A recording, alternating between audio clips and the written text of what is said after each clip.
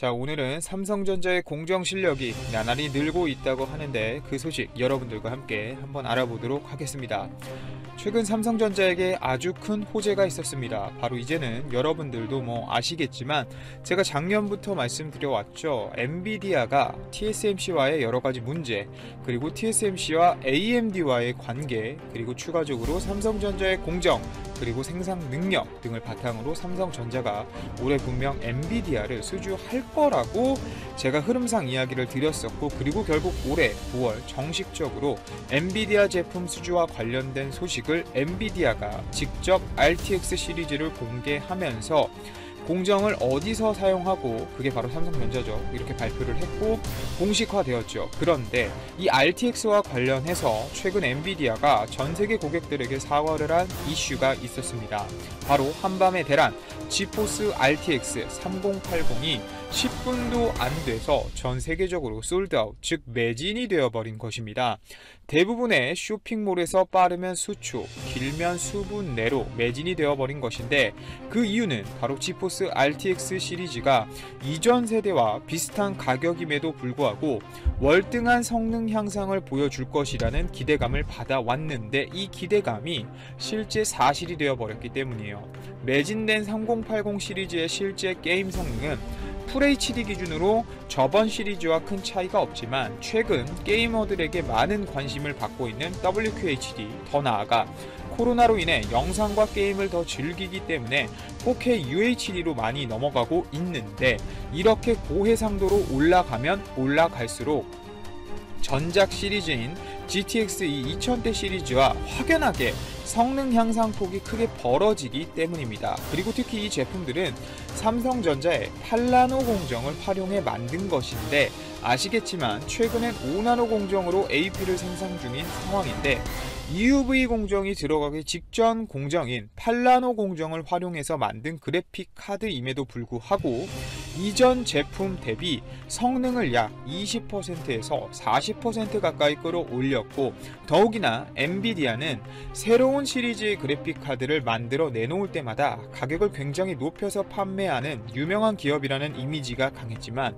최신 공정 수준의 공정을 활용해 칩을 생산했음에도 불구하고 이전 세대와 비교해 봤을 때 가격 차이가 많이 나지 않는 가격대에 신제품 그래픽 카드를 내놓았다는 것은, 이걸 우리가 역으로 한번 생각해보면 삼성전자의 8나노 공정 수율이 엄청나게 높다라는 것도 분명 우리는 생각하고 넘어가야 한다는 거예요. 왜 TSMC가 EUV 공정을 활용하지 않고 가격적으로 좀 더 메리트가 있는, 죄송합니다, TSMC가 아니죠, 엔비디아가 이 8나노를 활용해 좀 더 메리트가 있는 공정에 대해 생각해보면 삼성전자가 굉장히 잘하고 있고 제품의 성능을 이 정도로 끌어올릴 수 있는 수율을 갖고 있다는 이야기입니다. 삼성전자가. 결론은 엔비디아의 기본적인 이 GPU 설계 능력도 있겠지만, 설계를 현실화시켜주는 이런 공정 능력을 갖고 있어야만 하는 삼성전자의 공정 실력이 굉장히 높아졌고, 이번 제품이 너무 잘 만들어졌다는 것을 여러분들께 제가 전해드리고 싶었습니다. 자, 그리고 다음은 좀 열받는데 일본과 관련된 이야기인데요. 우리나라 추석 명절 연휴에도 불구하고 일본이 또 실언을 합니다. 정말 어이가 없네요. 바로 최근 아베 총리 뒤를 이은 스가와 관련된 이야기인데요. 일본 스가 측에서 이 한국과 일본, 즉 한일 정상회담을 하려면 지명가의 기업인 일본 기업의 자산을 매각하지 않겠다는 조건 확약을 해야 가능하다는 일본 외무성 간부의 발언이 나와버린 것입니다. 30일 교도통신은 외무성 간부가 기자단에 스가 총리의 한중일 정상회담 참석 문제에 대해서 언제 이 일본 기업 자산이 현금화 되더라도 이상하지 않은 상황에서 이 스가 총리가 한국을 방문하는 것은 말이 안 된다라고 밝혔는데요. 하지만 현재 한국 정부는 올 연말 개최를 목표로 서울에서 한국, 중국, 일본 정상회담 개최를 추진 중인데, 이런 약속을 하지 않으면 스가 요시히데 일본 총리가 한국을 방문하지 않을 것이란 얘기죠. 그럼 우리나라도 일본 빼고 중국이랑 일본 어떻게 대응할지 중국과 협의하면 되겠네요. 개인적으로 중국, 일본 다 좋아하는 건 아니지만 일본의 이런 모습을 또 보면 일본도 진짜 아니다 싶을 정도로 행동을 하는 경우가 정말 많은 것 같습니다. 방한 후 현금화가 진행된다면 스가 총리로서도 물론 정치적 부담이 따를 수밖에 없다는 것이 바로 일본이 가져갈 부담인데, 자, 방안을 지렛대로 한국 정부의 양보를 이끌어내려는 의도도 엿보이는 것이죠. 하지만 일주일 정도 전만 해도 스가 총리가 총리 당선 확정이 되고 우리나라와의 전화회담에서 한일 관계가 매우 엄중하다, 이런 양국 관계를 그대로 방치해서는 안 된다라고 얘기했고, 아베 전 총리와는 조금 다르게 우리나라 즉 한국과의 관계를 조금은 격상시킨 어조로 얘기해서 화제가 되었는데요. 하지만 결국 앞모습과 뒷모습은 다른 것이죠. 양국 관계 개선의 계기를 한국 측이 지속적으로 제시해라, 만들어달라 라고 입장을 전달하고 있는데, 결국 징용배상 문제와 관련해서는 일본이 할 일은 다 했고 한국이 이제 해법을 제시해라라는 마인드로 계속 나오고 있는 겁니다.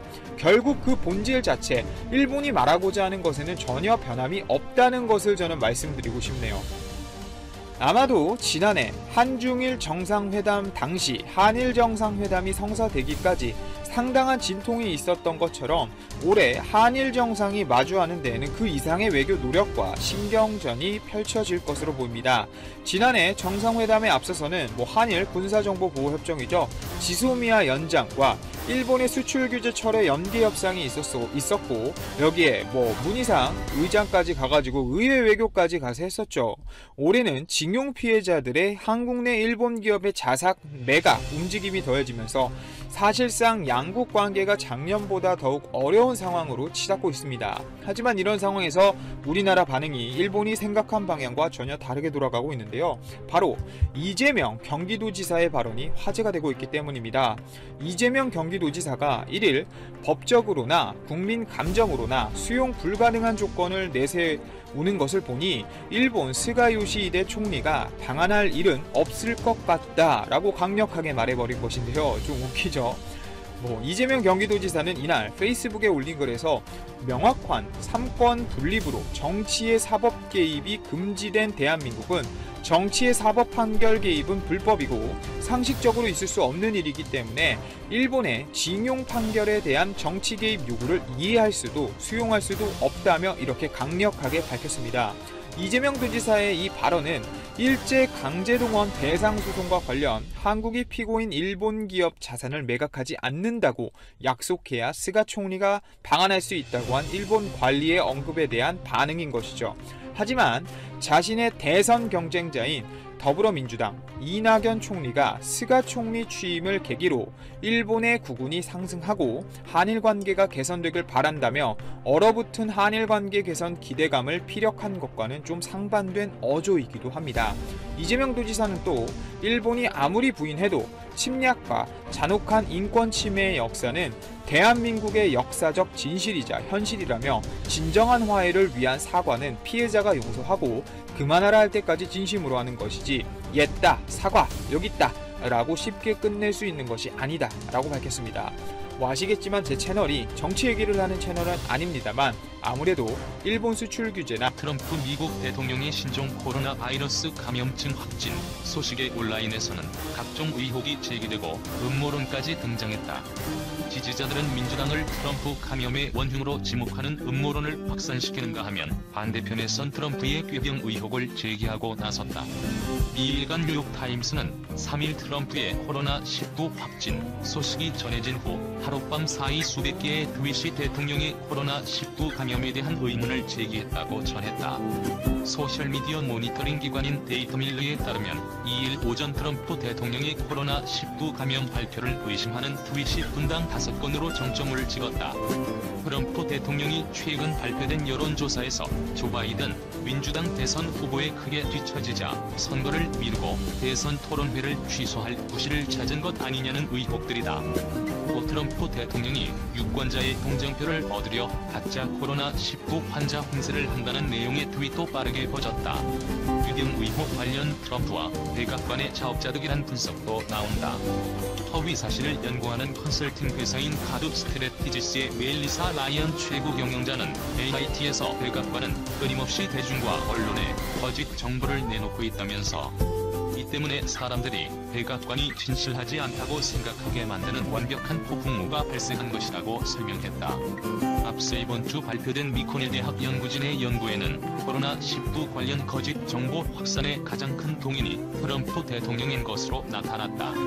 트럼프 대통령의 발언 중 거짓 정보를 포함한 경우가 거의 38%에 달한다는 이유다.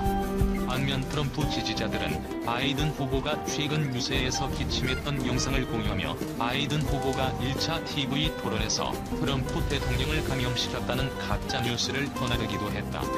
AP통신에 따르면 트럼프 대통령이 코로나19 치료 효과가 입증되지 않은 하이드록시클로로퀸으로 병을 치료할 것이라는 내용의 거짓 글도 빠르게 퍼졌다. 이처럼 음모론이 확산하자 페이스북과 트위터는 트럼프 확진과 관련한 가짜뉴스 관리에 들어갔다. 터무니없는 음모론 4.15 백악관 대응에 의구심을 제기하는 목소리도 커지고 있다. 백악관 코로나19 대응 매뉴얼에 따르면 트럼프 대통령은 매일 검사를 받아야 하는데 코로나19 확진 판정을 알린 시기가 너무 늦다는 지적이다. 포폭 백악관 보좌관이 지난달 30일 밤 증세를 보이기 시작해 이튿날인 1일 오전 양성 판정을 받았는데 트럼프 대통령은 2일 새벽까지도 결과를 발표하지 않았다. 방송은 트럼프의 코로나19 진단과 치료까지 전개 상황이 앞뒤가 맞지 않다며 보다 투명한 정보 공개를 백악관에 요구했다. 코로나 입원 트럼프 개발 중 항체 약물과 렘데시비르 투약. 도널드 트럼프 미국 대통령이 신종 코로나 바이러스 감염증 치료를 위해 항바이러스제 렘데시비르와 현재 개발 중인 항체 약물을 투약받고 있다고 백악관 측이 밝혔다. 블룸버그 통신에 따르면 션 폴리 대통령 주치의는 2일 성명에서 메릴랜드주의 월터 리드 군병원에 입원한 트럼프 대통령이 렘데시비르를 투약받기 시작했다고 밝혔다.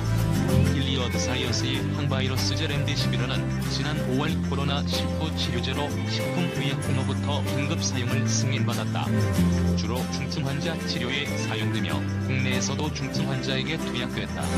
다만 트럼프 대통령이 중증은 아닌 것으로 보인다.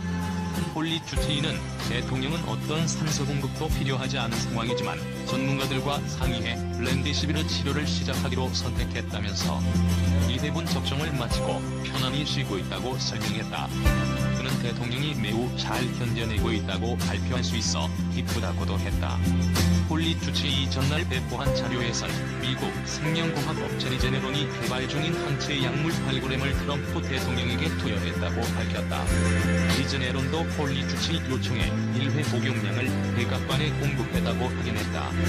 로이터 통신 등에 따르면 트럼프 대통령이 처방받은 약은 레건시오브이트로 명명된 다닐클론 항체 약물이다. 리제네론은 코로나19 초기 질환자가 중증으로 악화하는 것을 막기 위한 약물을 개발 중이며 현재 3상 임상시험까지 진행했다. 리제네론은 에볼라 치료용 항체 생산에 성공한 경험이 있다. 대통령 의료진은 리제네론이 개발 중인 항체와 코로나에서 회복한 환자의 항체를 혼합하는 카티 요법을 트럼프 대통령에게 사용했다. 두 종류의 항체를 동시에 투입해 코로나 바이러스의 확산을 억제함으로써 중병으로 발전하는 것을 막으려는 조치다. 항체는 인체에 침입한 바이러스와 세균 등의 항원을 비활성화하는 단백질이다. 항체는 바이러스의 스파이크에 달라붙음으로써 건강한 세포에 바이러스가 침투하는 것을 막아낸다. 그러나 트럼프 대통령에게 처방된 항체 약물의 안전성과 효능은 아직 완전히 검증되지 않았다. 폴리 주치의도 실험용 약물을 처방한 이유에 대해 예방적 조처라고 답변했다. 코로나19 치료를 연구하는 전문가들은 항체 약물 투여법이 다른 전염병에 비해 코로나19 억제에 효과가 있었다는 점을 백악관이 주목했을 것으로 추정했다. 데이비드 보레어 미네소타대 박사는 AP통신의 대통령이 코로나에 감염된 상황에서 백악관 의료진들이 그냥 앉아서 지켜보지는 않았을 것이라고 말했다. 폴리 주치의는 실험용 항체 약물과 함께 트럼프 대통령이 아연, 비타민 D, 아스피린, 파모티딘과 멜라토닌을 복용했다고 소개했다. AP통신은 이들 약물 중 어떤 것도 코로나 치료에 효과가 있는 것으로 입증되지는 않았다고 말했다. 다만 아연과 비타민 D는 면역체계 강화에 도움이 되고 멜라토닌은 신체 리듬 조절에 도움을 주는 호르몬이라고 로이터 통신은 설명했다. 위궤양 치료제인 파모티딘은 코로나 치료법 중 하나로 연구가 진행 중인 약물이고 아스피린은 트럼프 대통령이 평소 심장마비 위험을 줄이기 위해 매일 복용하는 약이다. 트럼프 입원 월터리드 육군병원 1960년 조병옥 박사 서거한 곳.